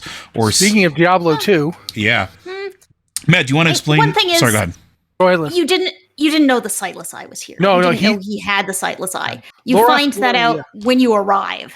Yeah, Lorath literally says we can't kill him. We're just wasting our time. Sooner or later, he's gonna win just because we'll be too tired to keep fighting him. We gotta figure out we can't let him keep the Sightless Eye. I'm like, no way. We're taking that. Let's go. We're gonna get the Sightless Eye. And then you grab it, you run off with it, and you get outside. And this is one of the quieter, sad moments. Mm-hmm. But you find Meshif on the ground. He's been knifed in the back. It's like almost like someone just casually stabbed him and then walked in like, oh, whatever, stab. And he's like, even dying, he thinks that Lorath is Deckard. And Lorath is busted up over this. And it's like, so far we've seen Lorath be kind of a jerk to everybody. So it's interesting to get a piece of Lorath as someone who actually cares about individual humans. He does. He lets him believe that he's Deckard in those final moments. Yeah, he does. He accepts that, he's Deckard. He tells him that he did well. And it's quiet, but it's fun for me because it shows you that Lorath is not just like the grumpy exterior is just that. It's an exterior. It's a shell. He isn't really like that. And also it's just this little quiet, poignant little moment. And then you have to leg it. You've got to go. You don't have time to stand around here and bury this guy. And so they leg it back to the temple where they left. And again, I can't remember her name. My God, you've told me her name twice now. Tiasa. I'm going to forget it again. Tiasa. Her name is Tiasa. At this point, I want to speed run the events, and then we can talk more about. Well, this is the end of Act 3. That is the true moment Act 3 ends before Act 4 begins, because Act 4 begins with the prying eye. Yeah, that's true. Act 4 feels almost like part of Act 3 to me. It really does. See, you remember back in the beginning, I was asking y'all which order you played through, and I said playing 1, 3, and then 2 felt best to me. That's because if you play 3 and then 4, they just blend together. They do. 4 doesn't even feel like it exists because 4 starts off right where 3 ended. Like Lilith tells you, I need some time to study the Sightless Eye. And if you do 3 and then 4, it's just like, okay, time is like 5 seconds. Yeah. Let's go. That was the time I needed. So what I'll say is I think that in this moment, Act 3, the sort of the midpoint of Act 3, and then the rest of the game flows very well and very consistently, pushing you forward to the climactic end game, right? Like that's what it does. So to me, like playing through at this point, and I think this is a good point to break and kind of get our opinions on stuff and then talk about any loose ends. But that's why I really am happy that I played Act 1 then Act 2, because Act 1 and Act 2 felt like they were all about building the world around you, and the front part of Act 3 Like, it was showing you how things work in Sanctuary now and how things are falling apart or what the stressors are and everything else. And then from Act 3 midpoint forward, the game just starts taking off running. And you are literally, you've hit the apex of the mountain and you are downhill sprinting at this point. And I really appreciate that, because I was telling Liz about this last night. I started playing to catch up with everything, and I hadn't realized, and I originally said 4 hours, 6 hours had elapsed. That's always the Diablo problem. You start and then suddenly like 5 hours are gone. What happened? Yeah, but this one is that much more than the others. For me, it was because I was getting sucked into the story, and I needed to know what happened next, because everything. Like in some Diablo games, the story will have, well, almost every Diablo game, the story will have very natural breakpoints. And Acts 1 and 2 do that because Acts 1 and 2 are not really acts themselves at this point. And looking back after 3, you can, I feel comfortable saying this, Act 1 and Act 2 are basically a gathering of smaller stories into one container. And that's what the act is. It's not necessarily one cohesive propelling thing forward. It's go do this thing over here. It's going to show you how the druids work. And this is going to show you this other thing of druids work. That when you go and free the keep of Tir Nara, you learn that some of the druids escaped. And if you're playing a druid, maybe you're from that sect of druids that ran away, right? And there's a ton of implications there. And there's all these little tiny bits and pieces of the story that individually probably couldn't have been their own thing, but together give you an idea of how the world is as a whole.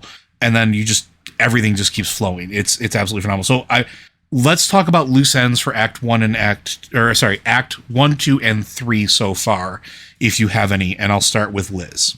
I want to say the biggest question I have after playing all of these acts is, why is Astaroth here? Why did Astaroth come to Sanctuary? How did he get to Sanctuary? He's supposed to be in hell guarding Mephisto, and you would think guarding Mephisto is something that's really important right now while Mephisto is reforming, regaining his power. So I wonder about that one. I wonder about that a lot, and it plays into my like crazy conspiracy theory that I'm sure I will get to later. Yeah, because I think I have a couple theories about that as well that we're probably going to talk about it towards the end of it.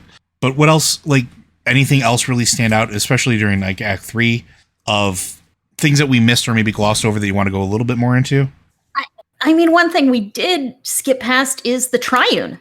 The Triune has always been a cult formed by the 3 primevals, and they've always served the primes. Except here, you see Elias has turned them onto Lilith. They are working for Lilith now. So you still see the Triune has been a large presence in Diablo for a while, but now you see them working for Lilith and supporting Lilith, and they're kind of like the core starting point of this army she's building. And you see, you can go in and find some things, some dialogues, some scraps of paper you find lying around, because there's always a scrap of paper lying around that explains part of the story, where they're saying, okay, well, now we don't have to serve. We don't have to be lapdogs of the primes. We can have true power. We can have power over the demons, power of our own, if we follow Lilith instead of the primes. So that's interesting, and there's more to talk about on that later in the story. That this is another example where Lilith has come in and, made her case, or probably Elias came in and made the case. And it's like, that makes a lot of sense. Why are we serving these guys? They're jerks. They treat us like slaves. We could serve her. And she's going to empower us to defeat this on her own. She's not asking for servitude. That's the thing. She's not even asking you just to follow her. Elias is asking you to follow. She's asking just for you to stand and get in the way of the evils, right? She's asking you to accept the gift and defend your world. So I think that's also very telling. And it's super reasonable. You can see why all of these people go with Lilith. because it's like, yeah, the primevals are going to come, and she's going to help us fight them. Okay, let's do this. I'm signed up. Yeah. Matt, what about you? Oh, this one is really kind of, it's a very side questy thing, but as you're doing Act 1, you find out, like, things, you're like, why are there so many ghouls and weird, not just demons, but werewolves and all sorts of weird vampires stuff here. and Vampires, yeah. And as you're going through it, this priestess from the Cathedral of Light takes you aside and goes, yeah, you're up here in Corvala doing the work of the head of the church, and that's great. But I had this guy who was this knight who died, and I guess he thought I was his confessor because he started telling me like horrible secrets about him and his group of his friends found this thing called the Crimson Chalice, and they've been using it, and apparently it's right underneath the place where Inarius is hanging out. And you're like, oh, so it's directly underneath where Inarius spends his time, and he doesn't seem to know or care about it. And like, yeah, he doesn't seem interested. But anyway, could you go get it for me? Maybe kill those people and get it for me. And so you go and do, because hey, vampires, that ain't good. And so you go and get it. You kill the vampires and you get the chalice and you bring it to her. And she's like, thank you. I'll be sure to destroy this. You go through the rest of the game. When you come back to the Fractured Peaks, there are a lot more vampires now. And they're all in like church livery. They're like, inquisitors and knights, and they've taken over one of the settlements is now like one of the former settlements is now a stronghold ruled by them, and they're just everywhere now. You're just trying to say something, Liz, so I'm stopping. The stronghold is actually there. Yeah, I know it's there. In the middle of Act 1. Yeah, I know it's there. But my point is just that if you do this in that order, if you go do stuff and then you come back and it's like suddenly there's vampires everywhere. And I feel like we're kind of, things change after you finish the story, and some of that is part of this. I feel like exactly. And it's one of the things I found really fascinating was like, okay, we've been talking this whole time about the power in blood. And we've known that blood magic has been a thing in Diablo since Diablo 2, because the Countess was doing the Baroness. I was going to say blood magic and stuff too. Technically, since Diablo 1, because of the Butcher and the stuff around the Butcher. Yeah, but the Butcher is a straight up demon who eats people. I don't know that it didn't feel like they were trying to make too serious a point. Regardless, it's really this interesting bit where it's like, wait a minute. There's this magical cup underneath where Inarius was just hanging out when he started his religion that's got blood iconography right in it. There's that blood drop in front of his cathedral. There's that whole deal where the confessors use their own blood to drive out demons. And he's got this blood cup that turns people into blood drinking immortal beings. What's all that about again? And it's not the only time you see something weird with the cathedral and that sort of thing, because when Prava feels like stuff's getting hard and the Holy War is coming, what does she do? She digs out those weird robots and starts sticking knights in them. Or using it as the knight's penance, right? Because we've seen it at this point with Vigo.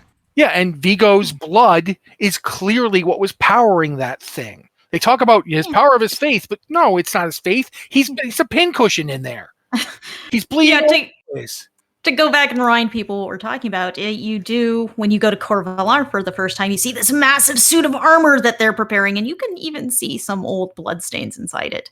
And later you find Vigo has used it to come and save you at the end, towards the end of Act 1, or to come and help you.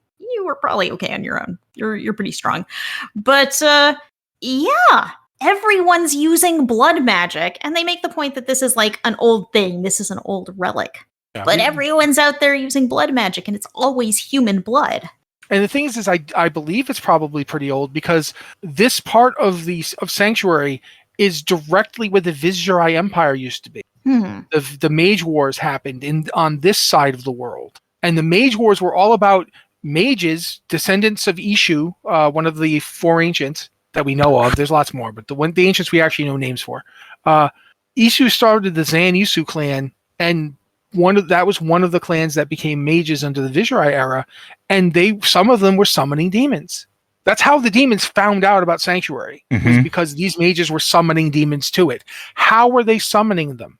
The ancient They- rituals. Were they using the same rituals that Lilith has got her people using? Were they using Were the they same using- rituals that those people that we just saw in the palace were using all sorts of blood? Yeah, that's I think exactly what it's- I'm getting at. I think that there's this whole thing of like weird stuff about blood, because in the end, the blood of humanity is the blood of the Nephilim. And the blood of the Nephilim is the blood of angels and demons. It's both. That's why Malthael tried to kill us by pulling the demon part out of us and sticking it in the Black Soulstone. It would have killed all humanity. It did kill most of humanity. So yeah, what's the deal? There's a lot of stuff I still want to hear more about. I want to see more about. Yeah, and I think Act 3 for me too is where it really starts to drive home that this game is going to have story delivered for a long time, because what we are playing through is, I don't want to call it the opening act of a longer story, but that's the way it starts to feel here, that there's a lot more going on and that there's more stories to tell. There's all these little things, all these little like deviations and side quests and little stories that have been presented up to this point that could be massive storylines in their own right, and we have yet to explore them because we've been too busy chasing after Lilith or Elias and trying to fix whatever is happening there and keep that from happening. So I find that absolutely intriguing, because this is like I said, Act 1 and Act 2 were the ones where like I felt that they were all set up. Act 3 is where I really started to feel like, okay, there's a very clear trajectory, and I can see all these branching paths, and these are going to be something to deal with later. And I like that. I like that a lot. I also like how they characterize Lorath in this act in particular, because he essentially starts to, I don't want to say grow up, but I can't think of a better way to phrase it. He starts to have that gravitas about him. He starts to understand that he actually needs to participate, that it's not just something he can ride out in a bar anymore. That if he's going to be Haradrim, and I think it's at this point where you start to hear, no, it's next one, where you start to hear more about Lorath's past, where like it makes sense looking back on this act when you start to hear that. So we'll talk about that next time, but I'm very impressed, and I was very happy with it so far. But I think that's going to do it, unless there's anything else you two want to bring up. I mean, there is, but I want to go home at some point. All right. Well, folks. Well, okay, I want to go to Sanctuary at some point. Quite frankly, this is chewing into my game time. That's fair. Sanctuary is a terrible place, and I don't think any of us really want to go there, but it is really satisfying to smash up demons nonstop. I've got a date with a nightmare. Anyway, Blizzard Watch is made possible due to generous contributions at patreon.com/BlizzardWatch. Your continued support means this podcast site and community is able to thrive and grow. Blizzard Watch supporters enjoy exclusive benefits like early access to the podcast, better chance at having your question answered on our podcast, or the queue, and an ads-free site experience. Again, if you have questions for us, especially if you have questions about Diablo, send them in. You can hit us up at podcast@blizzardwatch.com. Send us an email. Specify which show it's for, and we'll be more than happy to make sure it gets to the right place. If you can't send us an email or don't want to send us an email, go ahead and send us a Discord message. You can hit us up on our various channels. We have one for our Patreon supporters as a way of saying thank you for supporting us. That's the Patreon Q and Podcast Questions channel. And if you can't support us on Patreon monetarily, again, we understand. You can hit us up on our Q and Podcast Questions channel. And feel free to share our content with your friends, or give us a thumbs up or a rating or a like or anything on any of the platforms you listen to our content on. All that stuff helps just as much as Patreon. So, but thank you very much, folks. We'll see you next time.